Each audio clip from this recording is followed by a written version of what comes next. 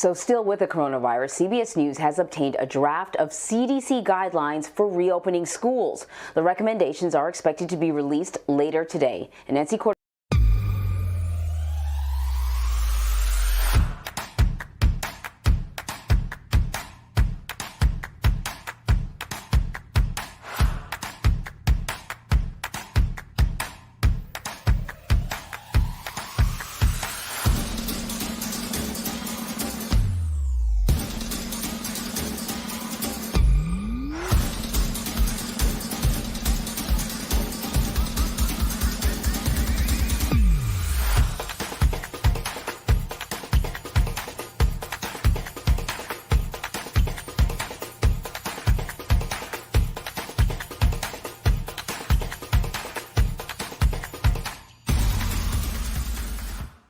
is following this for us from the White House. Nancy, this is good news. What do these proposed guidelines include? Good morning, Anne Marie, and I hope you are having a great early Valentine's. Lovely. Now I am. Good to see you. Good to see you from a very festive White House. This is a gift from the First Lady. Lots of hearts out on the lawn this morning. But this is something that so many parents have been waiting and wondering about, right? Guidelines from the federal government about when their children can go back to school and how.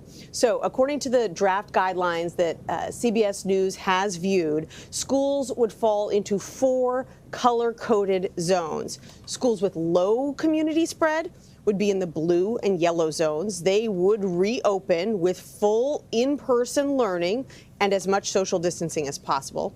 Schools in the orange zone, where transmission rates are higher, would be recommended for hybrid or reduced attendance with required distancing. The same guidance goes for schools in the red zone if they regularly test the staff and the students. Now, for red zone schools that don't regularly test, the CDC would recommend elementary schools have reduced attendance with mandatory distancing and that there only be virtual classes for middle and high school students. Now, these guidelines that are being released later today are also expected to include mitigation strategies like masks and hand washing, resources devoted to under-resourced communities, prioritizing teachers for vaccines, and accommodating high-risk educators with virtual teaching or flexible schedules. Officials tell CBS News these guidelines could still change, and one big thing we still don't know, Anne Marie, is what qualifies as low community spreads. What are the rates that would put schools in each of these 4 different categories? Still, you know, it's a start. The only thing is that some of these things are going to cost money. The president is expected to speak to governors and mayors today about the economic relief plan. We know that there is a stimulus bill sort of floating out there. What's going on with that in Congress? So parts of that bill continue to be written, and they are making their way through the legislative process in the House. The goal is to get each piece of the legislation written, and each piece needs to be written in a different committee depending on what it's about.